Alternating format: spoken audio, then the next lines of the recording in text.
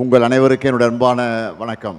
பகுத்தறிவு பகலவன் தந்தை பெரியார் பிறந்த மண்ணில் நின்று தமிழ்நாட்டுக்கு புதிய விடுதலை தந்திருக்கக்கூடிய திராவிட முன்னேற்ற கழகத்தின் தலைமையிலான மதச்சார்பற்ற முற்போக்கு கூட்டணிக்கு ஆதரவு கேட்டு நான் இங்கு வந்திருக்கிறேன். இது பெரியார் பிறந்த ஊர் மட்டுமல்ல, பேரறிஞர் அண்ணாவும் முத்தமிழறிஞர் கலைஞரும் வாழ்ந்து வளர்ந்த ஊர் இந்த ஈரோடு.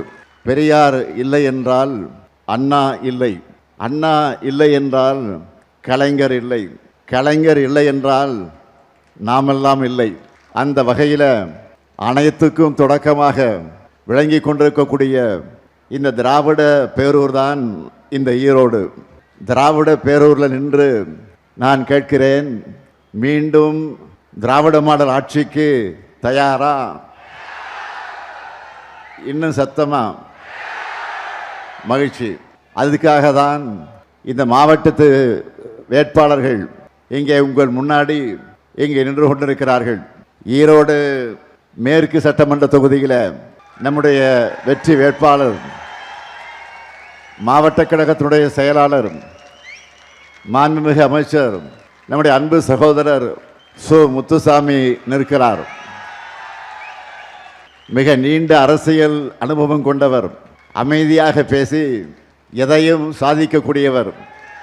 அதே போலவே என்னிடம் பேசி இந்த ஈரோடு மாவட்டத்திற்கு பல்வேறு திட்டங்களை பெற்று செயல்படுத்தி காட்டியவர். எனவே அவருக்கு நீங்களெல்லாம் உதயசூரியன் சின்னத்தில் ஈரோடு மேற்கு தொகுதி மக்கள் உங்களுடைய பொன்னான வாக்குகளை வழங்க வேண்டும் என்று நான் அன்போடு கேட்டுக்கொள்கிறேன். அடுத்து பவானிசாகர் சட்டமன்ற தொகுதியில் நமது வெற்றி வேட்பாளர் இந்திய கம்யூனிஸ்ட் கட்சியை சார்ந்த PL சுந்தரம் அவர்கள்.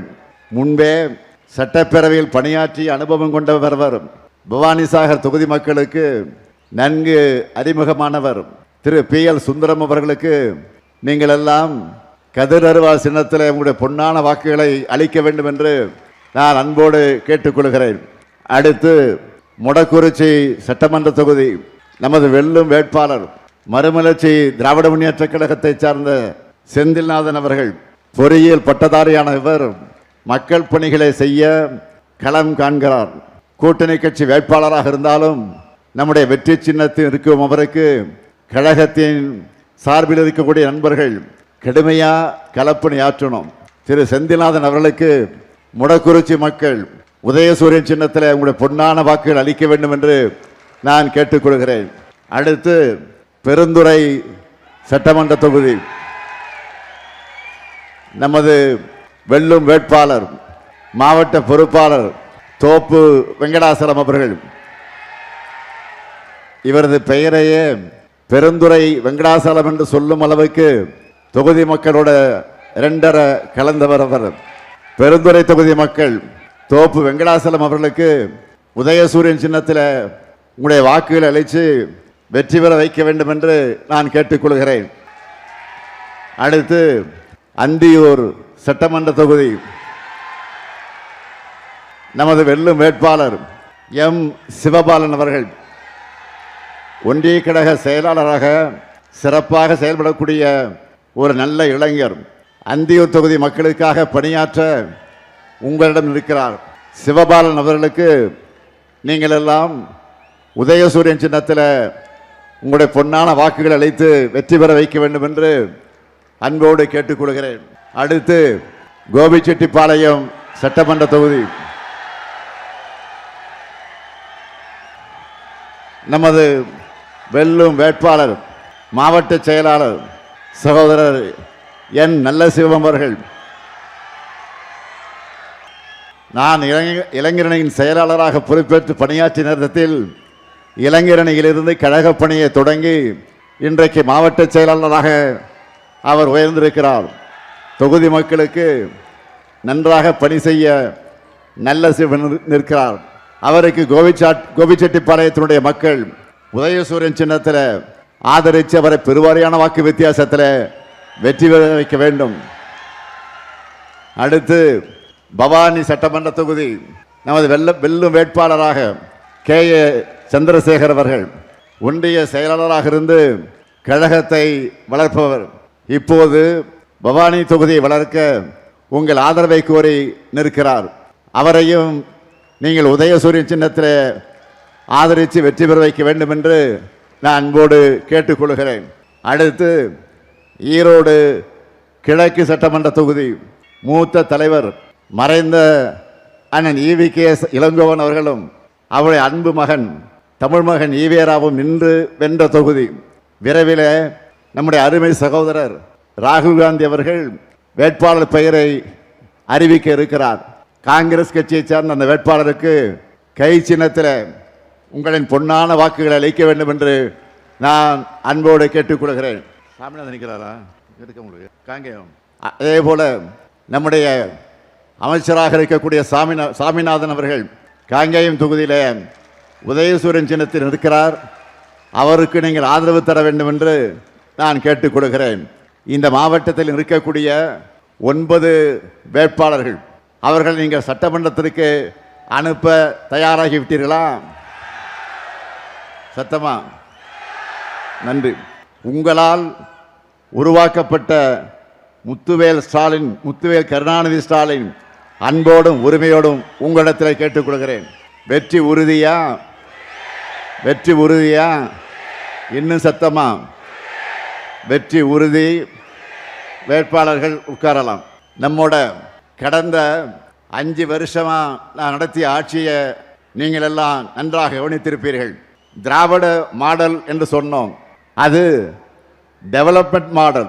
அதுவும் வளர்ச்சி என்பது அனைத்து துறை வளர்ச்சியா, அனைத்து தரப்பு மக்களுக்கான வளர்ச்சியா, அனைத்து மாவட்டங்களுக்கான வளர்ச்சியா இருக்க வேண்டும் என்று திட்டமிட்டு ஒவ்வொரு திட்டத்தையும் நாங்கள் செயல்படுத்திக்கிட்டு இருக்கிறோம். அந்த வகையில் நம்ம ஈரோடு மாவட்டத்திற்கு செய்யப்பட்டிருக்கக்கூடிய திட்டங்களில் சிலவற்றை மட்டும்தான் வெறும் தலைப்புச் செய்திகளாக உங்களுக்கு நான் நினைவுபடுத்த விரும்புகிறேன். அதிமுக ஆட்சியில் விவசாயிகளுடைய பல்வேறு போராட்டங்களால் கொண்டு வந்த மேற்கு மண்டல மக்களுடைய கனவு திட்டமான அத்திக்கிழவு அவிநாசி திட்டம், அதை முழுமையாக நிறைவேற்றி காட்டிய ஆட்சிதான் நம்முடைய திராவிட மாடல் ஆட்சி. ஆட்சிக்கு வந்த அடுத்த ஆண்டு ஈரோட்டில் மஞ்சள் ஆராய்ச்சி மையத்தை திறந்து வச்சேன். ஈரோடு மக்களுடைய 20 ஆண்டு கால கோரிக்கையை நிறைவேற்ற சிக்கைய நாயக்கர் தனியார் கல்லூரியை அரசு கல்லூரியாக மாற்றி இன்றைக்கு இருக்கிறோம். ஈரோடு மாநகராட்சி பேருந்து நிலையம், அதேபோல் பவானி சாகர் மற்ற அந்தியூர் பகுதியில் அணை கட்டுறதுக்காக நிலம் கொடுத்தவங்களுடைய NGO நிலங்களை நிபந்தனை பட்டாக்களை அயன் பட்டாக்களாக மாற்றி நீண்ட நாள் கோரிக்கையை நிறைவேற்றி தந்தவர்கள் தான் திராவிட மாடல் ஆட்சி. நாட்டுக்காகவும் நாட்டு மக்களுக்காகவும் உழைச்ச தலைவர்களை போற்றி நினைவு சின்னங்கள் அமைச்ச அந்த மரியாதையை செலுத்துறதுல திமுக அரசுக்கு இணையா எந்த அரசையும் நான் சொல்ல முடியாது. அதற்கு எடுத்துக்காட்டுத்தான் ஜெயராமபுரத்தில் விடுதலை போராட்ட வீரர் பொல்லான் அவர்களுக்கு முழு உருவச்சிலையோடு அரங்கம் கட்டியிருக்கிறோம். அதேபோல் அரச்சலூர் ஓடா நிலையில் விடுதலை போராட்ட மாவீரர் தீரன் சின்னமலை அவர்களுக்கு குதிரை மேல் அமர்ந்துள்ள வெண்கல சிலையை அமைச்சிருக்கிறோம். முழுக்கந்துறையில் உத்தம தியாகி ஐயா MA ஈஸ்வரன் அவர்களுக்கு முழு உருவ சிலையோடு அரங்கத்தை திறந்து வைத்திருக்கிறோம். சித்தோடு ஆவின் வளாகத்தில் பால் வளர்த்த தந்தையாக விளங்கிய SK பரமசிவம் அவர்களுக்கு முழு உருவச் சிலையை திறந்து வச்சிருக்கிறோம். அட்டவணை பிடாரியூரில் விடுதலை போராட்ட வீரர் குடிகாத்த குமரன் அவர்களுக்கு முழு உருவச் சிலையோட அரங்கம் அமைச்சு அதை கட்டி வைத்திருக்கிறோம். அந்தியூரில் அரசு கலை மற்றும் அறிவியல் கல்லூரியை தொடங்கி இருக்கிறோம். தாளவாடியில் அரசு மற்றும் கலை மற்றும் கல்லூரியை தொடங்கி இருக்கிறோம். ஈரோடு, சத்தியமங்கலம் மற்றும் கோபிச்செட்டிப்பாளையத்தில் அறிவுசார் மையங்களை அமைக்கவிருக்கிறோம். பேரூராட்சிகள் சார்பில் 70 பூங்காக்கள் அமைச்சிருக்கிறோம். ஈரோட்டில் மாவட்ட ஆட்சியர் அலுவலகம் கூடுதல் கட்டடம், அரசு மருத்துவமனை கட்டடம், மத்திய பேருந்து நிலையத்தில் வணிக வளாகம், தனி மார்க்கெட், காளை மாடு சில வணிக வளாகம், கால்நடை மருத்துவமனை, வஉசி பூங்கா மைதானத்தில் செயற்கை இழை ஓடுதளம், அரசினர் பொறியியல் கல்லூரியில் உள் விளையாட்டு அரங்கம், சித்தோடு ஒழுங்குமுறை விற்பனை கூடம், முடக்குறிச்சி கூட்டு குடிநீர் திட்டம், பெருந்துறை கூட்டு குடிநீர் திட்டம், சென்னிமலை கூட்டு குடிநீர் திட்டம், சென்னிமலை சுப்பிரமணிய சுவாமி திருக்கோயில் மலைப்பாதை தார் சாலையாக ஆக்கியிருக்கிறோம். அடிவாரத்தில் பேருந்து காத்திருப்பு கூடம், இப்படி பலவற்றை அமைச்சிருக்கிறோம். இது மட்டுமல்ல, பவானி ஆற்றின் குறுக்கே 8 தடுப்பு அணைகளை ஏற்படுத்தி இருக்கிறோம். அந்தியூர் தேனிமடுவு பள்ளத்தின் குறுக்கே தடுப்பணை கட்டப்பட இருக்கு. கங்காபுரத்தில் நியோ டைடல் பார்க் வர இருக்கு. இன்னும் லிஸ்ட் இடத்துல பெருசாக இருக்கு. இப்படி வேளாண்மை, உட்கட்டமைப்பு, தகவல் தொழில்நுட்பம், கல்வின்னு எல்லா துறைகள்லையும் உங்களுக்கான வளர்ச்சி திட்டங்களை நிறைவேற்றி கொடுத்திருக்கக்கூடிய உரிமையோட, அந்த பெருமையோட உங்களிடத்தில் நான் கம்பீரமாக உரிமையோடு வாக்கு கேட்க வந்திருக்கிறேன்.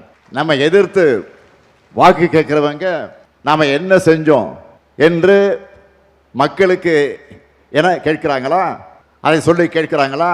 அதை பார்க்கும்போது கேட்கும்போது நமக்கு சிரிப்பாக தான் இருக்கு.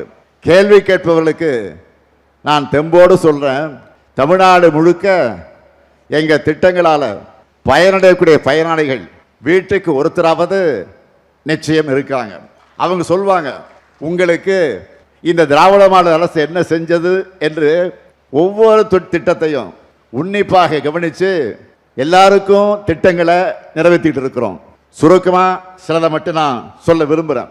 1,31,00,000 மகளிருக்கு மாதந்தோறும் 1000 ரூபாய் உரிமை தொகை, மகளிருக்கு கட்டணமில்லா விடியல் பயண திட்டம், கல்லூரி மாணவியருக்கு மாதந்தோறும் 1000 ரூபாய் வழங்கக்கூடிய புதுமை பெண் திட்டம், அதேபோல் மாணவர்களுக்கு தமிழ் புதல்வன் திட்டம், மகளிர் பாதுகாப்பாக தங்குவதற்கு தோழி விடுதிகள், மகளிர் சுய உதவி குழுக்களுக்கு வரலாற்றிலே இல்லாத அளவுக்கு சுழல் நிதி, தாய் சேய் நல பரிசு பெட்டக திட்டம், கர்ப்பிணி பெண்களுக்கான தடுப்பூசி திட்டம், பிற்படுத்தப்பட்டோர் மற்ற சிறுபான்மையின பெண்களுக்கான நுண்கடன் திட்டம், ஆதி திராவிடர் மற்ற பழங்குடியின பெண்களுக்கான தொழில் முனைவர் திட்டம், மலைவாழ் மக்களுக்கான மருத்துவ சேவை திட்டம், கை குழந்தைகள் மற்ற இளங்குழந்தைகளுக்கான ஊட்டச்சத்து திட்டம்னு இந்த திட்டங்களை பற்றி நான் நாள் முழுக்க இங்கே சொல்லிக் கொண்டிருக்க முடியும்.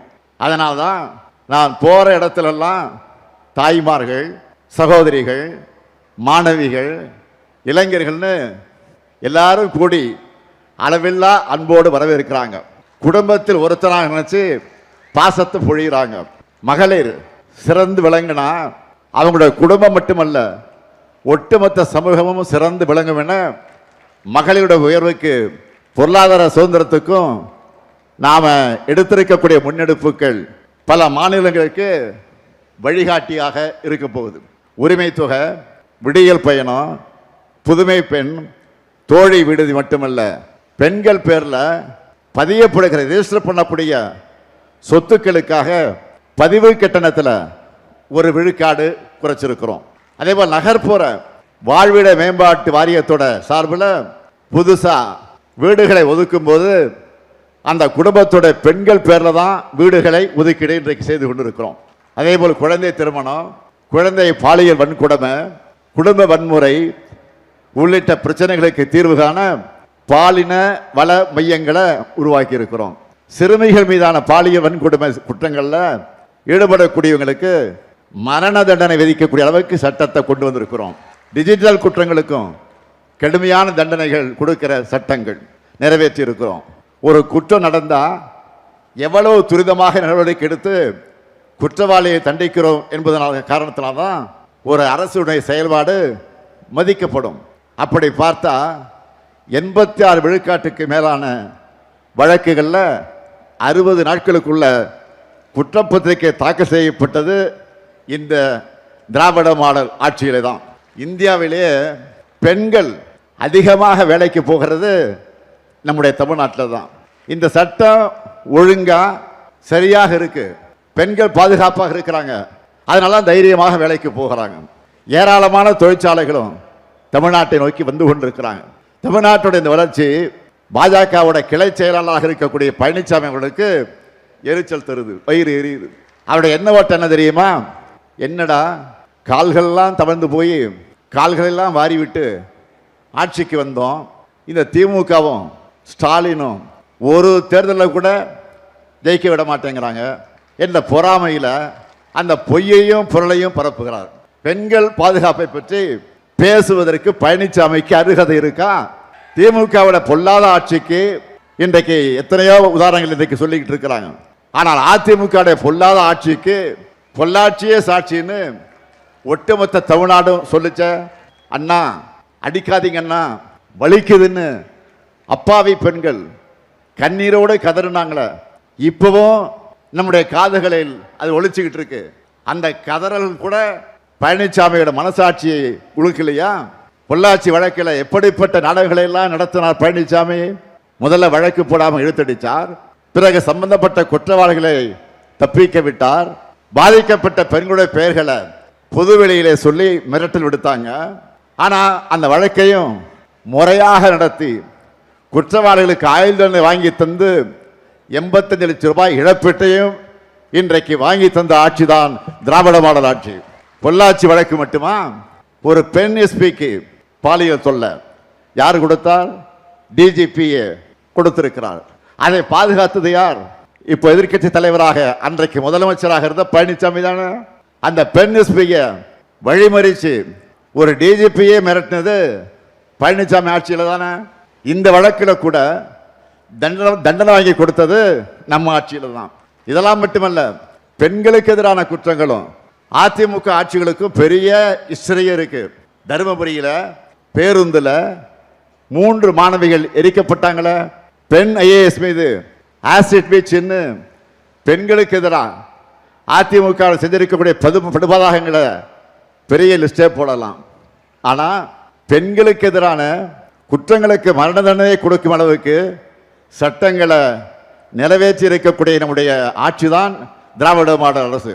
பெண்களுடைய பாதுகாப்பு கேள்விக்குறியானது பழனிசாமி ஆட்சியில்.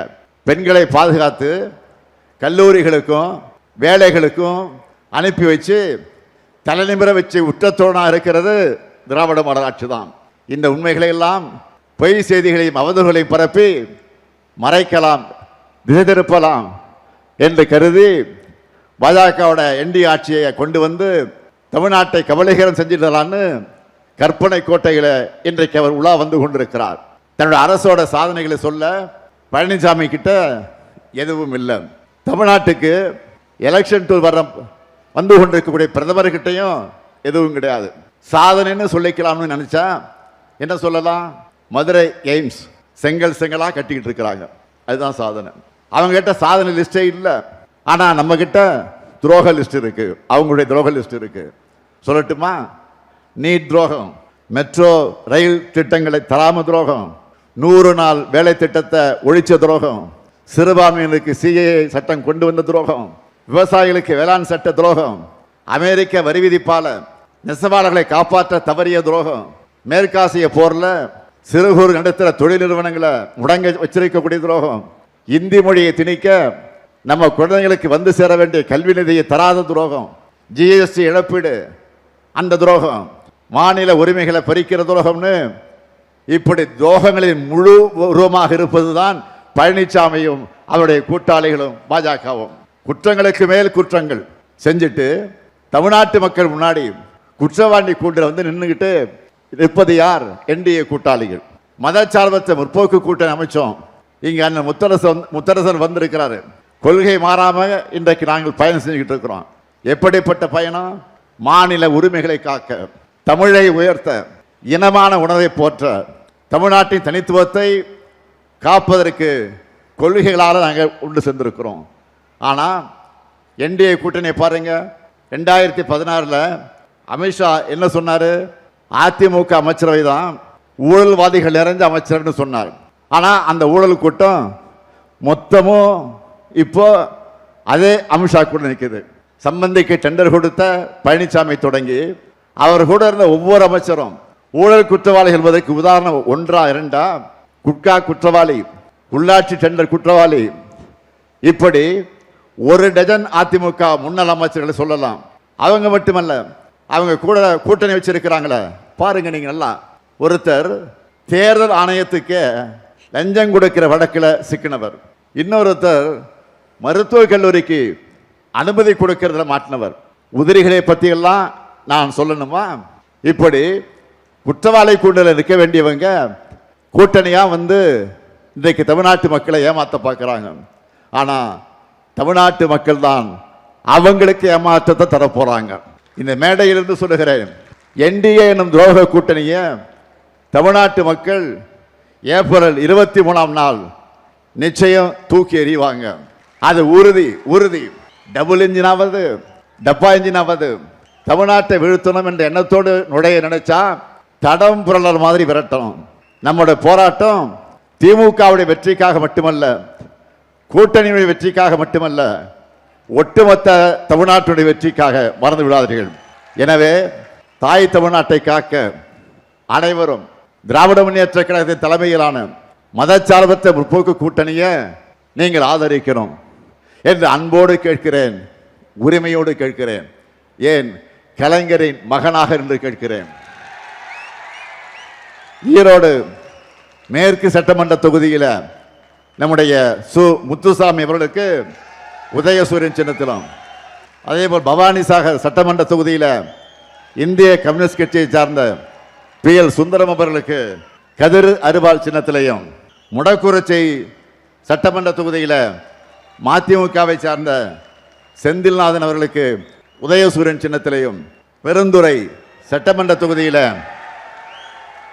தோப்பு வெங்கடாசலம் அவர்களுக்கு உதயசூரியன் சின்னத்திலையும், அந்தியூர் சட்டமன்ற தொகுதியில் M சிவபாலன் அவர்களுக்கும், கோபிச்செட்டிப்பாளையம் சட்டமன்ற தொகுதி N நல்லசிவம் அவர்களுக்கும், பவானி சட்டமன்ற தொகுதியில் நமது வெல்லும் வேட்பாளர் K சந்திரசேகரன் அவர்களுக்கும் உதயசூரியன் சின்னத்தில் நீங்கள் எல்லாம் ஆதரவளிக்கணும்.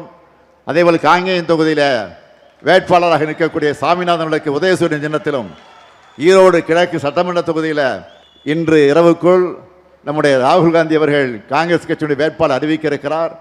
காங்கிரஸ் கட்சி சார்ந்த அந்த வேட்பாளருக்கும் நீங்கள் கை சின்னத்தில் உங்களுடைய வாக்குகளை வழங்கி பெருவாரியான வாக்கு வித்தியாசத்தில் வெற்றி பெற வைக்க வேண்டும் என்று நான் கேட்டுக்கொள்கிறேன். தமிழ்நாட்டை தொடர்ந்து வளர்ச்சி பாதையில் நடைபோட நீங்கள் ஆதரவை தந்திட வேண்டும். அமையவுள்ள திராவிட மாடல் 2.0 ஆட்சியில் தன்னகரில்லா தமிழ்நாட்டை உருவாக்குவோம். உலகமே திரும்பி பார்க்கக்கூடிய அளவுக்கு உயர்த்துவோம். ஆதரிப்பீர். மதச்சார்பற்ற முற்போக்கு கூட்டணி வேட்பாளர்களை வெல்வோம் ஒன்றாக, வெல்வோம் ஒன்றாக, வெல்வோம் ஒன்றாக. நன்றி.